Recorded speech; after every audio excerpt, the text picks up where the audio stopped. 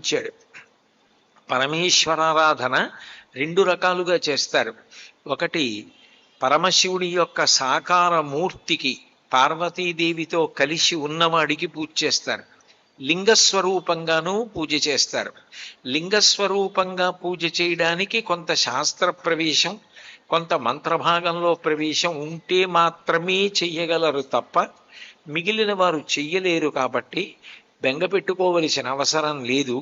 మీరు చక్కగా శివలింగానికి బదులుగా I just built a game without knowing how to code. I typed the game idea, the rules, the scoring, hit run. చెయ్యకుండా ఉండకూడదు అని చెప్తారు. ఎందుచేతనంటే కరచరణాదులతో ఉన్నటువంటి శివమూర్తి కన్నా లింగములు ఉపాసన చేసిన వారు అంతకన్నా పై స్థాయిలో ఉంటారు.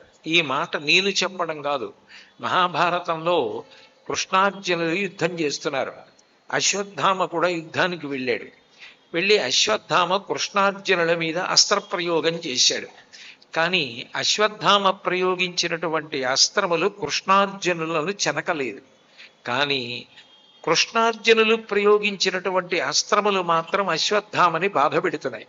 అశ్వత్థామకి చాలా ఖేదం కలిగింది. నేను వేసిన అస్త్రములేమో కృష్ణార్జునుల్ని ఏమీ చెయ్యవు, కృష్ణార్జునులు వేసిన అస్త్రములేమో నన్ను ఇబ్బంది పెడుతున్నాయి. ఇట్లా ఎందుకు జరుగుతోందని ఆగ్రహించి యుద్ధం చేయడం మానేసి తల వంచుకొని వెళ్ళిపోతున్నాడు. ఆకాశంలో నీరు పట్టిన మబ్బు నల్లటిది కిందకి దిగి వస్తే ఎట్లా ఉంటుందో అట్లా వ్యాస భగవానుడు ఆకాశంలోంచి కిందకి దిగొచ్చాడు. దిగొచ్చి అశ్వత్థామను ఉద్దేశించి ఒక మాట చెప్పాడు మహాభారతంలో. సర్వభూత భవం జ్ఞాత్వా లింగమర్చతి య ప్రభో తస్మిన్నభ్యధికాం ప్రీతిం కరోతి వృషభధ్వజ అన్నాడు. శివభక్తి కలగడం అంత తేలిక కాదు. అటువంటి శివభక్తి కలిగి సాకారంగా కరచరణాదులతో కాళ్ళు చేతులు ఉన్న రూపంగా పార్వతీ పరమేశ్వరుల్ని ఆరాధన చేయడం చాలా గొప్ప విషయం. అంతకన్నా గొప్ప విషయం లింగారాధన చెయ్యడం. శివుణ్ణి లింగస్వరూపంగా ఆరాధన చేసిన వారెవరుంటారో వారి ఉపాసన బలం ముందు పరమశివుణ్ణి కరచరణాదులతో కూడిన మూర్తిగా ఉపాసన చేసిన వారి బలం సరిపోదు. నువ్వు కరచరణాదులతో కూడిన శివమూర్తిగా శివుణ్ణి ఆరాధన చేశావు. కృష్ణార్జునులు లింగమూర్తిగా వాళ్ళు ఆరాధన చేశారు. అందుకే కృష్ణార్జునుల యొక్క శక్తి ముందు నీ శక్తి సరిపోదు. నువ్వు వేసిన అస్త్రములు వాళ్ళని చెనకవు, కానీ వాళ్ళు వేసిన అస్త్రములు నిన్ను చెనకుతాయన్నాడు. లింగారాధన చెయ్యడం అనేటటువంటిది అంత గొప్ప విషయం. అందుకే శివాలయం లేని ఊరిలో ఉండడం సాధ్యం కాదు అంటారు. ఎందుకనంటే ఏ ఉపద్రవానికైనా ఉపశాంతి ఇవ్వగలిగినది ఇది అంటే శివాలయం. అటువంటి శివస్వరూపం ఆయన లయకారకుడు. లయకారకుడు అంటే చాలామంది ఆయన ఏదో చంపేస్తాడు, సంహారమూర్తి, అందుకని ఆయన జోలికి వెళ్ళకూడదు అని తెలిసి తెలియని ప్రచారం చేస్తూ ఉంటారు. లయ అన్నది మూడు రకాలుగా ఉంటుంది. ఒకటి స్వల్పకాలిక లయము అంటారు. స్వల్పకాలిక లయము అంటే నిద్ర పట్టడం. రాత్రి మనందరికీ నిద్ర పట్టలేదనుకోండి, ఉదయం నిద్ర లేచేటప్పటికీ ఆకలి వెయ్యదు. ఆకలి వెయ్యకపోతే ఆహారం తినలేం. ఆహారం తినకపోతే ఒంటికి శక్తి ఉండదు. శక్తి ఉండకపోతే మనం ఏ కార్యాన్ని నిర్వహించలేం. నిజానికి మనం తినాలన్నా పని చెయ్యాలన్నా రాత్రి బాగా నిద్ర పట్టాలి. మీరు ఎంతటి మెత్తటి పరుపు వేసుకోండి, ఎంత గాలి తగిలే పరికరాలు పెట్టుకోండి, దోమలు కుట్టకుండా ఎన్ని యంత్రాలు అమర్చుకోండి, ఎంత చక్కటి తలగడ తెచ్చి తల కింద పెట్టుకోండి, నిద్ర పట్టడం అన్నది మనం అమర్చుకున్న ఆ సాధనముల మీద ఉండదు, ఈశ్వర కృప మీద ఆధారపడి ఉంటుంది. ఒక్క రాత్రి నిద్ర పట్టకపోతే నరకం కనపడినట్టు ఉంటుంది. ఆయన 5 పైసలు ఖర్చు లేకుండా సమస్త ప్రాణికోటికి రాత్రివేళ నిద్రాకాలిక సుఖమునిస్తాడు. నిద్ర సుఖం. అందుకే గాఢ నిద్రపోయిన వ్యక్తి లేచి వచ్చినప్పుడు మీకు ఎట్లా ఉందండి అని అడిగితే హాయిగా నిద్రపోయానండి అంటాడు. కానీ చాలా ఇబ్బంది పడిపోయానండి నిద్రలో, అంత నిద్ర పట్టిందని ఎవరు అనరు. నిద్ర గొప్ప సుఖం. అటువంటి నిద్ర పట్టించి శరీరంలో అవయవాలకి ఇంద్రియాలకి కలిగినటువంటి కష్టాన్ని, దుఃఖాన్ని, బాధని, అలసటని అంతటినీ కూడా తీసేసేటటువంటి వాడెవరో ఆయనని శివుడని పిలుస్తారు. అందుకే ఆయన ఆ నిద్ర ఇవ్వడానికి కూడా విభాగం చేశాడు. సత్వగుణ ప్రధానమైన ప్రాణులన్నీ రాత్రి వేళ నిద్రపోతాయి. రజోగుణ తమోగుణ సదృశమైన ప్రాణులన్నీ కూడా పగటి వేళ నిద్రపోతాయి. మనుష్యులు చూడండి రాత్రి నిద్రపోతారు. పాములు, తేళ్లు, జెర్రులు ఇట్లాంటి విషం కలిగిన ప్రాణులు రాత్రి వేళ నిద్ర లేచి బయట తిరుగుతాయి. అప్పుడు మనం తిరగం. పగటి పూట అవన్నీ కలుగుల్లోకి వెళ్ళి పడుకొని నిద్రపోతాయి. దోమ ఉందనుకోండి పగటి వేళ పడుకుంటుంది, రాత్రి అయిందనుకోండి లేచి వచ్చి కుట్టడం మొదలెడుతుంది. హింసించే స్వభావం ఉన్న ప్రాణులన్నీ రాత్రి వేళ లేస్తాయి. స్వభావంలో సత్వగుణం ఉన్నటువంటి ప్రాణులన్నీ రాత్రి వేళ నిద్రపోతాయి. రెండింటినీ సమానంగా చూస్తాడు ఆయన. అన్ని ప్రాణులను సమానంగా చూస్తాడు. తండ్రికి 5 కొడుకులు ఉన్నారనుకోండి, ఒక ఆయన ఐఏఎస్ ఆఫీసరు, ఒక ఆయన పెద్ద డాక్టరు, ఒక ఆయన ఇంజనీరు, ఒక ఆయన ఒక పెద్ద ఏదో శాస్త్ర పండితుడు, ఒక ఆయన జేబు దొంగ. అయితే మాత్రం జేబు దొంగ కూడా ఆయన కొడుకే. జేబు దొంగని కూడా షష్ఠి పూర్తిగా తండ్రి పిలవలసిందే. అంతేగాని నువ్వు జేబు దొంగవి నిన్ను పిలవను అనడానికి వీల్లేదు. తండ్రి పిలుస్తాడు ప్రేమతో. సమస్త ప్రాణులకు పరమేశ్వరుడు తండ్రి. పితృస్థానం. నిత్యాయ త్రిగుణాత్మనే పురజితే కాత్యాయని శ్రీయసే సత్యాయాద్య కుటుంబిని మునిమన ప్రత్యక్ష చిన్మూర్తయే అంటారు శంకరాచార్యుల వారు. ఆద్య కుటుంబిని, ఆది కుటుంబం, మొట్టమొదటి కుటుంబం ఎవరంటే పార్వతీ పరమేశ్వరులే. అటువంటి పరమేశ్వరుడు లోకములకన్నిటికీ కూడా తండ్రి. తండ్రి అయినప్పుడు ఆయన అన్ని ప్రాణులను సమాన బుద్ధితో ఆదరిస్తాడు. అన్ని ప్రాణులను ప్రేమిస్తాడు. ఆయనకి భేదం ఉండదు.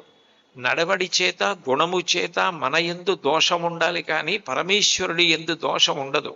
అందుకే వృషద్విచిత్రతల్పయోర్ భుజంగమౌక్తిక స్రజో గరిష్టరత్నలోష్టయో సుహృద్విపక్షపక్షయో తృణారవింద చక్షుషో ప్రజామహీ మహేంద్రయో సమప్రవర్తయన్మన కదా సదాశివం భజే అంటారు. ఆయన అన్ని ప్రాణుల పట్ల సమభావనతో ఉంటాడు. అటువంటి పరమేశ్వరుడు రాత్రివేళ అందరికీ కూడా నిద్ర పట్టించి తెల్లవారేటప్పటికీ ఇంద్రియములన్నింటికీ కూడా మళ్ళీ జవసత్వములను ఇస్తాడు. అది స్వల్పకాలిక లయం. రెండవది ఆత్యంతిక ప్రళయము అంటారు. ఆత్యంతిక ప్రళయము అంటే అజ్ఞానము వలన కోట్ల జన్మలు ఎత్తి పునరపి జననం పునరపి మరణం పునరపి జనని జఠరే చైనం ఇహ సంసారే బహుదుస్తారే అన్నట్టుగా అమ్మ కడుపులో పడుకోవడం, బయటికి రావడం, కొంతకాలం ఉండడం, మళ్ళీ ప్రాణం విడిచిపెట్టడం, మళ్ళీ పుడుతూ ఉండడం, మళ్ళీ చస్తూ ఉండడం, ఇలా జనన మరణ చక్రమనందు తిరుగుతున్నటువంటి ప్రాణికి జ్ఞానం ఇచ్చి జ్ఞానాద్దేవత కైవల్యం, ఆ జ్ఞానము వలన మోక్షము కలిగేటట్టుగా చేసేవాడెవరో ఆయన పరమేశ్వరుడు. అందుకని జ్ఞానదాత మహేశ్వర, జ్ఞానమునిచ్చేవాడు పరమేశ్వరుడు. కాబట్టి ఆయన ఆత్యంతిక ప్రళయం చేస్తాడు అని. ఎన్ని కోట్ల జన్మలెత్తినా, ఎన్ని కష్టాలు పడినా, ఎన్ని బాధలు పడినా భగవంతుణ్ణి పొందలేకపోతున్నాడు అనుకోండి జీవుడు. అమ్మ కడుపులో పడుకోవడం అంత తేలిక విషయం కాదు. గర్భస్థ నరకం అంటారు. కటిక చీకట్లో తల కిందకి కాళ్ళు పైకి పెట్టి అమ్మ తిన్న ఆహారం నాభిగట్టంలోంచి తనలోకి వెడుతుంటే, అమ్మ కడుపులో శరీరం పెరిగి పెద్దదైపోతుంటే, తాను విసర్జించిన మలమూత్రములలోంచి పుట్టినటువంటి సూక్ష్మమైన క్రిములు కోమలమైనటువంటి ఆ లోపల శరీరాన్ని కొరికేస్తుంటే, ఆ బాధ తట్టుకోలేక పరమేశ్వరుణ్ణి ఉద్దేశించి ప్రార్థన చేస్తాడు, నన్ను బయటికి పంపించేసేయి, ఈసారి మర్చిపోకుండా నీ పాదములు పట్టుకుని నేను జీవనయాత్ర చేస్తానని. ప్రసూతి వాయు రూపంలో అమ్మ కడుపులోంచి పరమేశ్వరుడు బయటికి తోసేస్తాడు పిండాన్ని. అందుకని ప్రసూతి వాయు రూపంలో అనుగ్రహించి బయటికి తోశాడు. బయటికి తోసిన తర్వాత మళ్ళీ బయటికి వచ్చి మాయ చుట్టుకుని మళ్ళీ మరిచిపోతాడు. మళ్ళీ మృత్యుకాలమునందు భయంకరమైనటువంటి వేదన. ఆవేళ యమదూతలాగ్రహంబున వచ్చి ప్రాణముల్ పెకలించి పట్టునప్పుడు కపవాత పైత్యముల్ కప్పగా శ్రమ చేత కంపముద్భవమంది కష్టపడొచ్చు. ఆ యమదూతలు వచ్చి జీవుడి మీద పాశం వేసి లాగుతుంటే శంకరాచార్యులు వారు సుబ్రహ్మణ్య భుజంగంలో వర్ణిస్తారు. చిందీతి భిందీతి అని ఖడ్గాలు పెట్టి నరకండి, కొట్టండి, లాగండి, పాశాలు వెయ్యండి అని వాళ్ళు భయంకరమైన రూపాలతో అరుస్తూ పాశం వేసి జీవుణ్ణి లాగుతుంటే జీవుడు తప్పించుకుని అటు ఇటు పరిగెడుతుంటే కపము వాతము పైత్యము ప్రకోపించి జీవుణ్ణి చుట్టుముట్టి నొక్కేస్తే ఆ పాశం వేసి జీవుణ్ణి బయటికి లాగేస్తారు. ఆ లాగేసినప్పుడు ఎంత బాధో చెంది శరీరం వదిలేస్తాడు. తన వారిని అందరినీ వదిలిపెడుతున్నానన్న భావన చేత. పుట్టడం పెద్ద దుఃఖం, మరణము పెద్ద దుఃఖం, ఉన్న కాలంలో కల్పించుకున్న దుఃఖాలు బోలెడన్ని దుఃఖాలు. ఇన్ని సుఖదుఖాలతో కోట్ల జన్మలు అయిపోయాయి. స్వామి నిన్ను నేను చెందలేకపోయాను, పొందలేకపోయాను అని ఆర్తి చెంది భక్తితో జీవించిన వాడికి జ్ఞానమునిచ్చి మోక్షమునివ్వగలిగిన వాడు. కాబట్టి ఆత్యంతిక ప్రళయం ఒక వ్యక్తికి మోక్షమిస్తే ఎన్ని కోట్ల జన్మలెత్తినా ఈ ప్రాణులు ఎవ్వరూ కూడా తనని పొందలేకపోతున్నారు అని అనుకున్నప్పుడు మైనపు ముద్ద ఎగిరి నల్లపూసలు మైనపు ముద్దని అంటుకోలేకపోతే తానే వచ్చి నల్లపూసల మధ్యలో పడి మైనపు ముద్ద నల్లపూసల్ని తనకు అంటించుకున్నట్లుగా మహాప్రళయంలో జీవులందరినీ తానే పొందేవాడెవరో ఆయన పరమేశ్వరుడు. అది మహాప్రళయం అంటారు. స్వల్పకాలిక ప్రళయం చేసినా దయతోటే, ఆత్యంతిక ప్రళయం చేసినా దయతోటే, మహాప్రళయం చేసినా దయతోటే తప్ప నిజానికి ఆయన క్రౌర్యమూర్తి కాడు. అందుకే శివ అంటే సర్వశుభంకరుడు,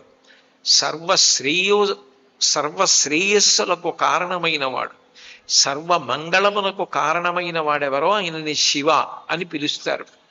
భవో నహోద్భీష్టి శివం శివేతరః అంటుంది పార్వతీదేవి దక్షయజ్ఞంలో.